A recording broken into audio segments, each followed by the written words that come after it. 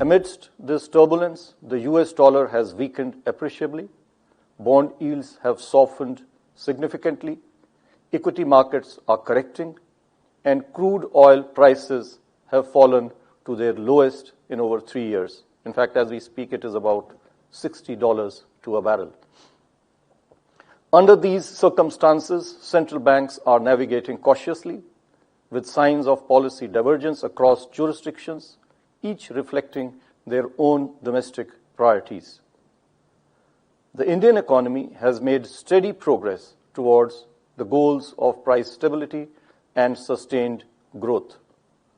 On the inflation front, while the sharper than expected decline in food inflation has given us comfort and confidence, we remain vigilant to the possible risks from global uncertainties and weather disruptions.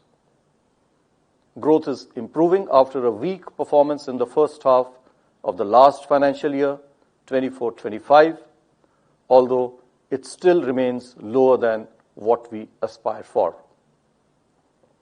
And now I come to the decisions of the Monetary Policy Committee. After a detailed assessment of the evolving macroeconomic and financial conditions and outlook, the MPC voted unanimously to reduce the policy repo rate by 25 basis points to 6% with immediate effect.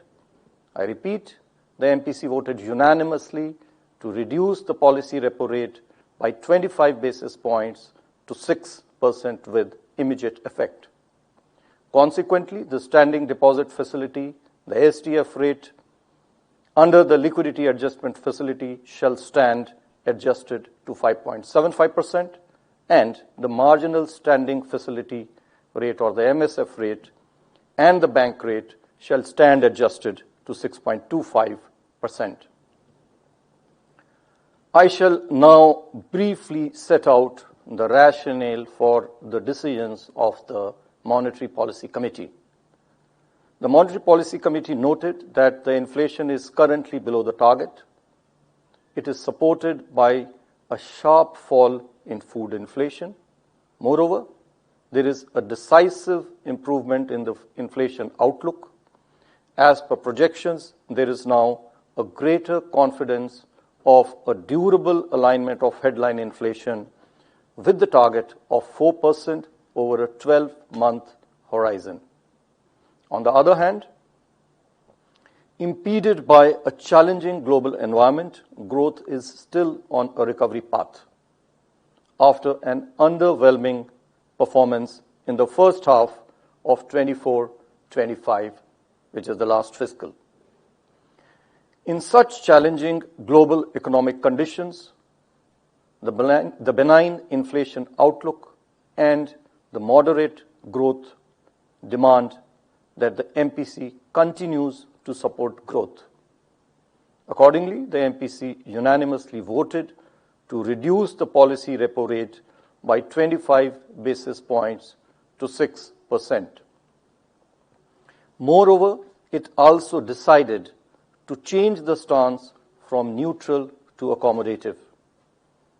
It also noted that the rapidly evolving situation requires continuous monitoring and assessment of the economic outlook. Let me now dwell a little on the monetary policy stance. This has been a subject of interest for some commentators and market participants. There have been questions as to whether it means a change on the policy rate or whether it signifies our stance on the interest rate or whether it relates to liquidity conditions. From a cross-country perspective, monetary policy stance is typically characterized as accommodative, neutral, or tightening. While an accommodative stance entails easy monetary policy that is geared towards stimulating the economy through softer interest rates, Tightening refers to contractionary monetary policy, whereby interest rates are hiked to restrain spending and curb economic activity, all with the objective of reining in inflation. A neutral stance is typically associated with a state of economy which neither calls for stimulating economic activity nor calls for controlling inflation by curtailing demand. Therefore, it provides the flexibility to the central bank and the MPC to move in either direction on the basis of the evolving economic conditions. In our context, the stance of monetary policy signals the intended direction of the policy rates going forward. Accordingly, with respect to the policy rate, which is the mandate of the MPC, today's change in stance from neutral to accommodative means that going forward, absent any shocks, the MPC is considering only two options, that is, status quo or a rate cut. Let me also clarify that the stance should not be directly associated with liquidity conditions. While liquidity management is important for monetary policy, including decisions related to policy rate, it is an operating tool with the RBI for various purposes, including monetary policy transmission. Monetary policy decisions to change policy rates do, however, have implications for liquidity management, being the operational tool to carry out the policy changes. To summarize, our stance provides policy rate guidance without any direct guidance on liquidity management. I will, of course, be discussing later our approach to management of liquidity. Before now I share our outlook and assessment of the growth and inflation, I think a few words on the implication of the recent global trade and related policy uncertainties are in order. Let me first highlight the possible implications for growth.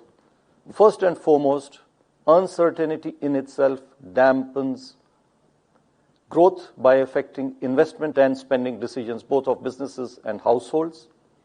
Second, the dent on global growth due to trade frictions will also impede domestic growth. Third, higher tariffs shall have a negative impact on net exports. There are, however, I may say, several known unknowns. The impact of relative tariffs. Our relative tariffs vis-a-vis some of the other countries are quite low. Then there is the unknown of the elasticities of our export and import demand and the policy measures adopted by us. You are all aware that India is very vigorously and proactively engaging with the US administration on the foreign trade agreement. These are just to name a few. These make the quantification of the adverse impact on growth difficult. The risks to inflation, on the other hand, are two-sided. On the upside, uncertainties may lead to a possible currency pressure and therefore imported inflation. On the downside, slowdown in global growth could entail further softening in commodity and crude oil prices, putting downward pressure on inflation. Overall, while global trade and policy uncertainties shall impede growth, its impact on domestic inflation, while requiring us to be vigilant, is not expected to be of high concern. Coming now to our growth outlook. Real GDP, as you are all aware, this year, as per the MOSPI figures, is expected to grow at 6.5%. This is on top of a 9.2% growth rate observed in the previous year, which is 24-25. In 25-26, the current year, prospects of agriculture sector remain bright on the back of healthy reservoir levels and robust crop production.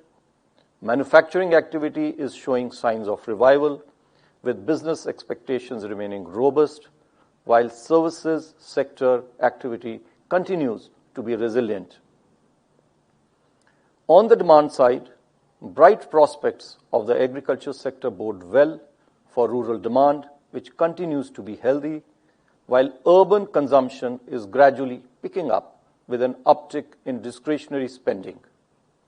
Investment activity has gained traction and is expected to improve further on the back of sustained higher capacity utilization, government's continued thrust on infrastructure spending, healthy balance sheets of banks as well as the corporates, along with the easing of financial conditions.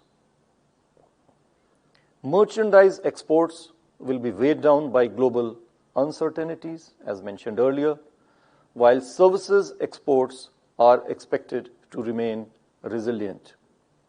Headwinds from global trade disruptions continue to pose downward risks.